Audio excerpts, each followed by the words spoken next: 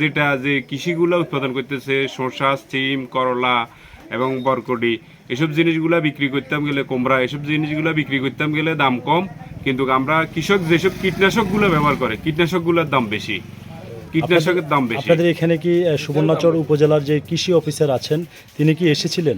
তিনি আমাদের এদিকে আসে না, কিন্তু মিষ্টি মুখ শুনি যে কিছু জিনিস দিতেছে, কিন্তু আমাদের এই অঞ্চলের কৃষকগুলো পাইতেছে না। প্রিয় দর্শক, আমি এই মুহূর্তে সরাসরি যুক্ত হয়েছি। আপনাদেরকে যদি জানিয়ে রাখি, এটি হচ্ছে নোয়াখালী জেলার একেবারে দক্ষিণ অঞ্চলের যেই সুবর্ণচর উপজেলা রয়েছে, সেই সুবর্ণচর উপজেলার ৮ নং মোহাম্মদপুর ইউনিয়নের ৯ নম্বর ওয়ার্ডের ভিতরে আমি অবস্থান করছি। আসলে আমরা আপনাদেরকে দেখানোর চেষ্টা করছি এই অঞ্চলের মানুষ বেশিরভাগ কৃষিকাজের সাথে তারা কিন্তু যুক্ত রয়েছেন, সকলে কিন্তু কৃষিকাজ করেন। এই যে আড়ত যেটি আমি আপনাদেরকে দেখানোর চেষ্টা করছি, এই আড়তটা থেকে প্রতিদিন কিন্তু প্রিয় দর্শক বাংলাদেশের বিভিন্ন জেলায় কিন্তু সবজির গাড়ি যায়, কিন্তু এই অঞ্চলের মানুষের একটাই অভিযোগ যে আসলে সড়কের যে বেহাল অবস্থা, এই কারণে মালবাহী যে পরিবহনে মালগুলো বাংলাদেশের বিভিন্ন জেলার আড়তগুলোতে যাবে, সেই আড়তে যাওয়ার জন্য কিন্তু এখান পর্যন্ত কিন্তু মালবাহী পরিবহন আনা যায় না, অন্য জায়গায় রেখে এখান থেকে ট্রাক্টর যোগে কিন্তু তারা ডবল ক্যারিং খরচ করে কিন্তু মালগুলো পৌঁছানো লাগে, কারণ তাদের একটাই দাবি যে এখানকার এই অঞ্চলের রাস্তা নাই। আমি এখন যেখানে দাঁড়িয়ে আছি এটির নাম হচ্ছে মঞ্জু মার্কেট। প্রিয় দর্শক, সেই মঞ্জু মার্কেটের যার নামের উপরে এই মার্কেটটি অবস্থিত, আমরা সেই মঞ্জুবের সাথে একটু যুক্ত হব, আপনারা আমার সঙ্গেই থাকুন।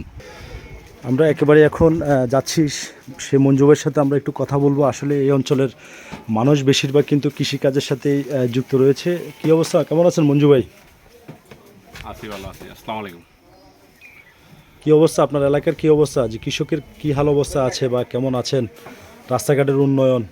রাস্তাঘাটের উন্নয়ন তো নাই ভাই, রাস্তাঘাটের উন্নয়নের কথা বলি তো আর কি করবো আমরা, কৃষকের কষ্ট সিদ্ধত এটার কোনো শেষ নাই। মালামাল কৃষক বাড়ি থেকে মাল তুলি আর মাল গাড়ি ঘোড়া দিয়ে আনতে পারতেছে না। এক একজনের 20 কান, 30 কান, 40 কান বস্তা শসা, কুমড়া, করলা, সিম উড়ে, কিন্তু কৃষক ধর না রাস্তাঘাটের কারণে গাড়ি ঘোড়া দিয়ে আনলে ধরেন না কৃষকের সর্বোচ্চ 500 টাকা গাড়ি ভাড়া লাগতো, এখন কৃষকের এক একটা লেবার খাটাইতে হয় 700-800 টাকা দিয়ে, কিন্তু ওই যে মালামালগুলো আনি বিক্রি করতে যেগুলা কৃষক ইনকাম করে এগুলা কিন্তু খরচ হয়ে যায়, কিন্তু রাস্তাঘাটের কারণে কৃষক ওই যে কষ্ট করে কিন্তু ইনকামের জিনিসটা দেখে না, টাকা পাচ্ছে না। কৃষক পরিশ্রম করছে এমনটাই জানাচ্ছেন, কৃষক পরিশ্রম করছে, পরিশ্রম হারে তারা কোনো টাকা পাচ্ছে না। আবার ওই যে এটা কেন, এই সমস্যাটা কেন? রাস্তার সংকটের কারণে? রাস্তা সংকট হলে ধরনা রাস্তা দিয়ে কৃষক মালামাল নিয়ে আসতো, ধরনা 500 টাকা তার গাড়ি ভাড়া যেত, এখন কিন্তু ওই যে একটা লোক খাটাইলে 700 টাকা 800 টাকা বেতন দিতে হয়, কিন্তু দেখা গেছে 30 বস্তা 40 বস্তা মাল আনতে 4টা মানুষ লাগতেছে। আচ্ছা, এখন আপনাদের প্রাণের দাবি কি বলেন? রাস্তাঘাটের আমরা সংস্কার, রাস্তাঘাট মেরামত, এগুলা ফাঁকা রাস্তার দাবি আমাদের। এটাই জানাচ্ছি।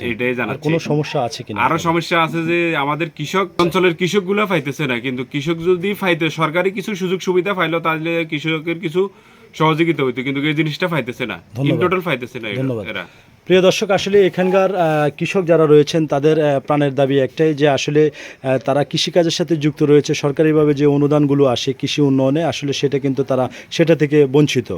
আমিও কিন্তু কৃষক, আমি একবার সুবর্ণচর উপজেলা অফিসে যাই, প্রশিক্ষণ দিয়ে আইছি, এরপর থেকে আর আমাদের কোনো একদিন প্রশিক্ষণ দিয়ে আইছি, এটা ইয়ার পর থেকে আর কোনো তৎপরতা নাই, কিন্তু আমারও খামার আছে, আমিও নিজেও শসা চাষ করি এবং বরকটি আছে, সিম, কুমড়া, আমার সব কিছু আছে, এবং কিন্তু দেখা গেছে আর আমার আলাদা আছে, কিন্তু ইয়ার পরও কিন্তু আমরাও কোনো সুযোগ সুবিধা, একটা কথা আমরা তো পাইতেছি না, আরও কৃষক যারা আছে একজনে 1 দাগ 2 দাগ খামার আছে, কিন্তু তারাও কোনো সুযোগ সুবিধা পাইতেছে না।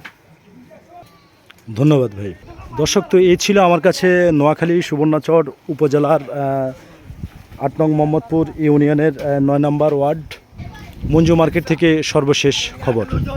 প্রিয় দর্শক।